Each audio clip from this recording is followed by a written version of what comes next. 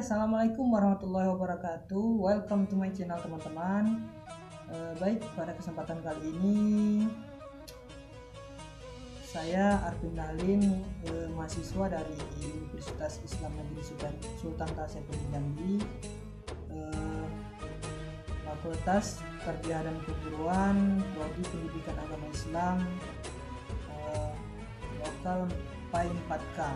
Baik, di sini kami dari kelompok 2 yaitu ingin menjelaskan tentang psikologi agama, di mana di sini kami ada 3 pemateri ya, teman-teman.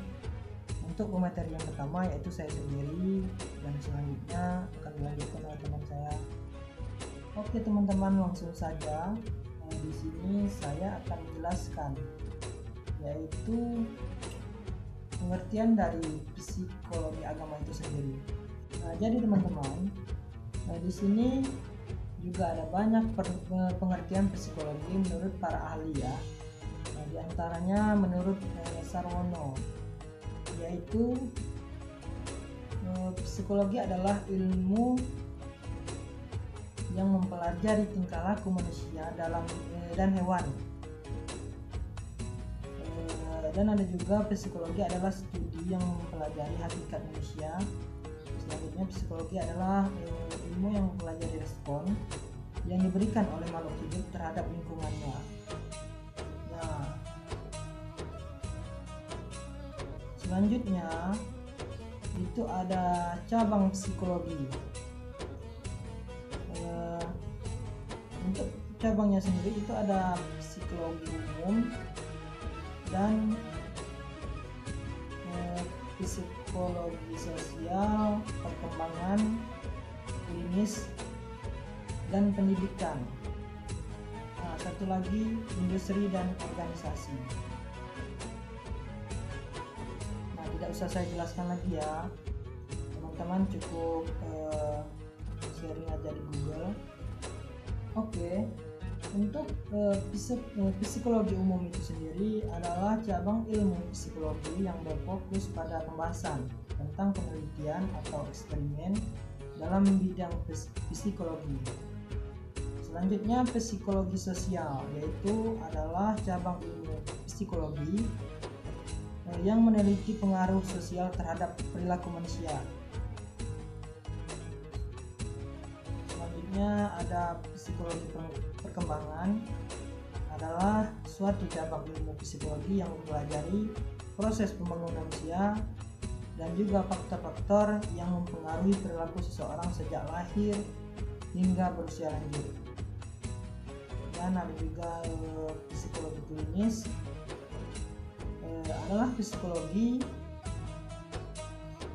adalah cabang psikologi yang menerapkan psikologi untuk memahami dan memulihkan kembali atau keadaan psikologi seseorang ke dalam psikologi normal, serta mencegah terjadinya perilaku abnormal.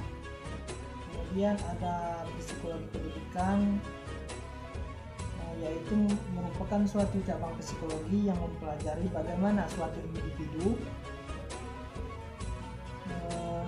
dalam melakukan kegiatan belajar dan juga meninjau keaktifan suatu cara pengajaran. Nah, kemudian ada psikologi industri dan organisasi, adalah merupakan ilmu psikologi yang difokuskan tentang bagaimana perkembangan prediksi kinerja dan evaluasi kerja yang dilakukan oleh seseorang. Nah, jadi hanya inilah yang dapat saya sampaikan teman-teman. Lebih dan kurangnya saya mohon maaf, harap dimaklumkan ya, saya juga masih belajar. Selanjutnya akan dijelaskan oleh teman-teman saya, Dinda Karisma Ulmi.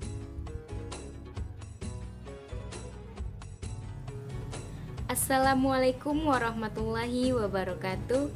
Saya Dinda Karisma Ulmi, NIM 201191644, Program Studi Pendidikan Agama Islam, Fakultas Tarbiyah dan Keguruan, Universitas Islam Negeri Sultan Taha Saifuddin Jambi. Saya merupakan anggota dari kelompok 2 pada mata kuliah Psikologi Agama.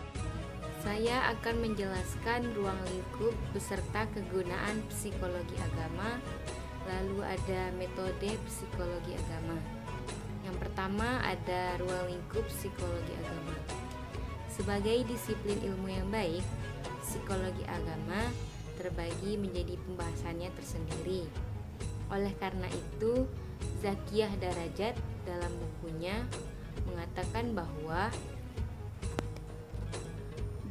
ruang lingkup yang menjadi bagian kajian mengenai bermacam-macam emosi menjalar di luar kesadaran yang ikut menyertai kehidupan beragama yang biasa atau umum, seperti rasa lega dan tentram sehabis beribadah. Lalu ada rasa lepas dan ketegangan dalam pembacaan ayat-ayat Al-Quran, lalu pasrah dan menyerah setelah berzikir dan ingat kepada Allah ketika mengalami kesedihan dan kekecewaan yang bersangkutan, seperti 1. Bagaimana perasaan dan pengalaman seseorang secara individual terhadap Tuhannya, misalnya rasa tentram dan kelegaan batin. Lalu yang kedua, mempelajari, meneliti, dan menganalisis pengaruh kepercayaan adanya hidup dan mati pada tiap-tiap orang.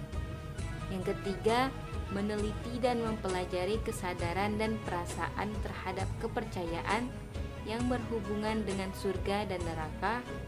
Yang keempat adalah meneliti dan mempelajari bagaimana pengertian.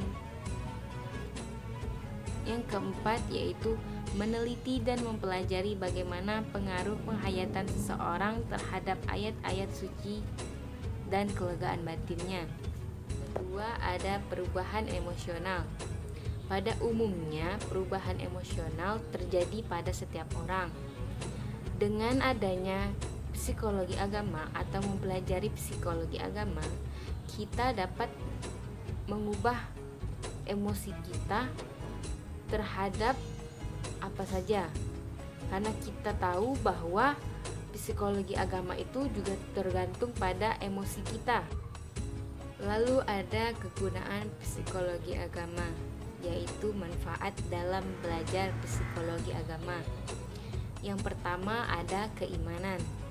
Untuk meningkatkan keimanan, karena dalam psikologi agama apa yang dicari dalam dunia dan akhirat adalah tentang bagaimana kita meyakini bahwa sesuatu yang ada di dunia tidak akan dibawa mati. Lalu yang kedua ada perubahan emosional. Pada umumnya perubahan emosional terjadi pada setiap orang. Dengan adanya psikologi agama atau mempelajari psikologi agama, kita dapat mengubah emosi kita terhadap apa saja, karena kita tahu bahwa psikologi agama itu juga tergantung pada emosi kita. Lalu ada yang ketiga yaitu pemecah masalah. Pada umumnya seseorang yang mengerti tentang psikologi agama, maka cara pandangnya terhadap masalah dan cara penyelesaian masalahnya akan berbeda. Lalu yang keempat ada penawar gangguan jiwa. Keadaan hidup atau masalah akan datang silih berganti kepada siapapun. Semua itu sudah diatur oleh yang di atas. Yang kelima ada menenteramkan batin. Maksud dari menenteramkan batin ialah psikologi agama berguna sebagai penenang jiwa agar kita selalu dekat dengan Tuhan dan percaya akan Tuhan. Bismillahirrahmanirrahim. Assalamualaikum warahmatullahi wabarakatuh. Perkenalkan, nama saya Nima Sylvia Mustantini, NIM 2011-9374, Fakultas Tarbiyah dan Keguruan, Program Studi Pendidikan Agama Islam, Universitas Islam Negeri Sultan Toha Saifuddin Jambi.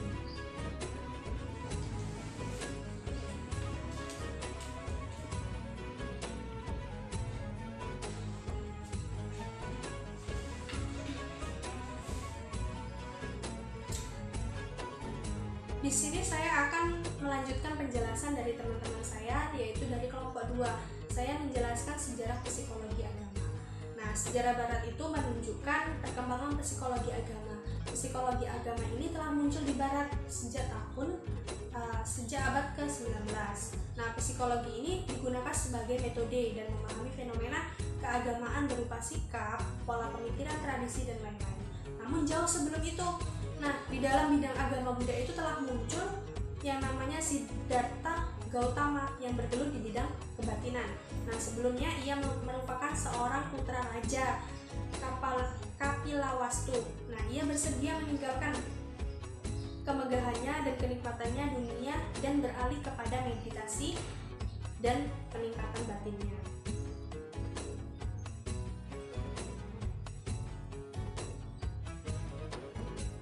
Dari Islam itu sendiri dapat banyak tokoh yang mengkaji agama dan menggunakan metode psikologi ini. Jadi ada pada abad ke-7 itu muncul seperti Muhammad Ishaq, Ibnu Yasar yang menulis buku, berbagai macam buku gitu kan. Jadi di zaman modern itu juga muncul karya-karya lain yang mengkaji agama di bidang psikologi.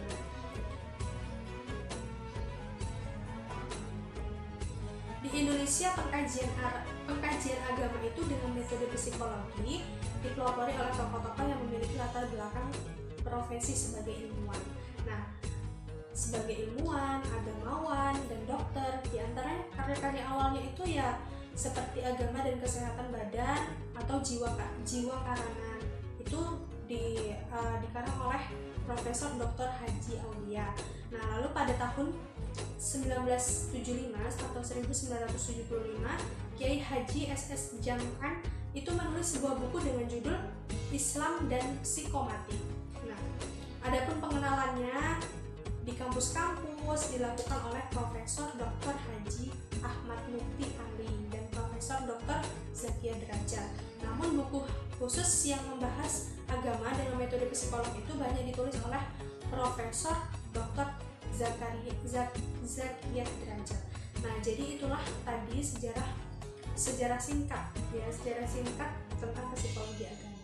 Demikian yang dapat saya sampaikan, kurang dan lebihnya kami mohon maaf. Wabillahi taufiq wal hidayah. Wassalamualaikum warahmatullahi wabarakatuh. Terima kasih teman-teman. Oke teman-teman, hanya inilah yang dapat kami sampaikan. Lebih dan kurangnya kami mohon maaf.